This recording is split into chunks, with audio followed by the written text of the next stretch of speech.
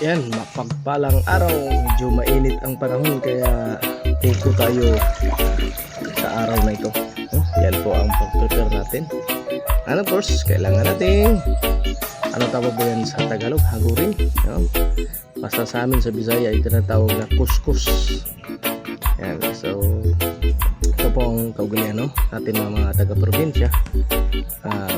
Pag mainit ang panahon ay gusto talaga natin ng buko salad, kaya yan prepare natin. And of course yan, big shout out sa lahat ng mga katabayan natin dyan, mga kapatid natin sa mga vlogger natin sa mga naging vlogger na din so ito lang po ang masasabi ko, patuloy lang tayo. And of course pwede natin pagsabay ng ating pag-vlog sa ating buhay, so pangkawala na din po ng stress huwag muna natin isipin kung kikita tayo hindi, kasi importante may ma-upload tayo.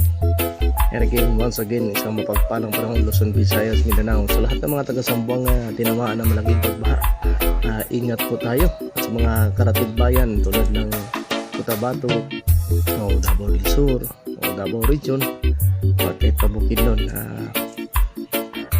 panay po ang pag-ulan, kaya kung kayo ay malapit sa tabing ilog o kahit pa kayo ay nasa tabing baybay ng dagat, ay kailangan natin mag-doble ingat lang. So again, balik tayo sa topic natin. Yan po is malapit na po tayong matapos, and yan po ang ating ginagawa. Siyempre talagyan din talaga natin yung pampalasa o tinatawag na gatas, condensed at saka evaporada.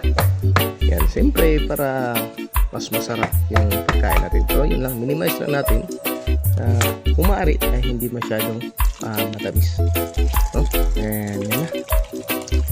Yan pala, ginawa natin to para lang po sa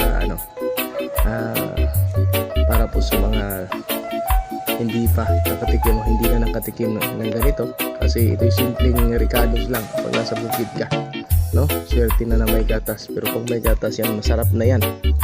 And kasi pag nasa bayan ay iba na yung timpla, lalo na sa mga malalaking bansa. Okay, so yan na, and isang mapagpalang panahon at sana nagustuhan nyo. Yan na po ang ating buko salad. At mapagpalang panahon, sana po ay mahiling ko sa inyo pag-like, share, subscribe po sa video natin ito, at maraming salamat po. Hanggang sa muli.